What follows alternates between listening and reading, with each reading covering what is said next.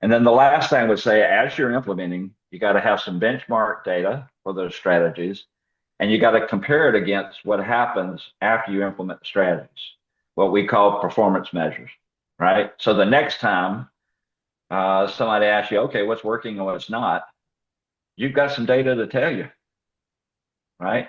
Because any enrollment plan, for that matter, any strategic plan ought to be a dynamic, organic document that's constantly changing based on performance measures, based on what's happening in the environment around you, based on new opportunities that emerge, right? It shouldn't be static.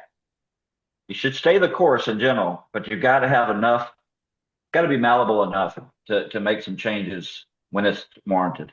A living and breathing document, I believe Americans like to refer to Yeah, we do call it that. That's right. But everything I just described is a cycle, right? So after you've been through it once, the next thing to do is start over, right? It should be a continuous improvement process. Does that help in terms of process? Yeah, no, it does. It does.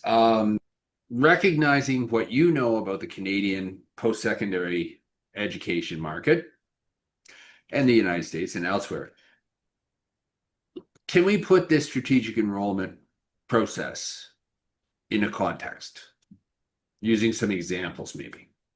Sure, sure. Well, you mean institutional examples? Yeah, I'm not asking you to necessarily name names or anything like that, but Can't do that.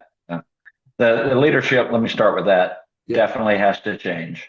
It's got to be more data informed, push harder on certain things, but be realistic, right? And be supportive and really come to grips with what these things take. I don't want to be pejorative, but a lot of the leaders I interact with, at a surface level, they get it, but they don't necessarily know what it takes to execute it, right? That's a whole different thing.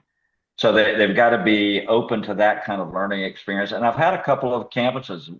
One I'm thinking of a Canadian institution that did a series of SEM, what do they call them, symposiums.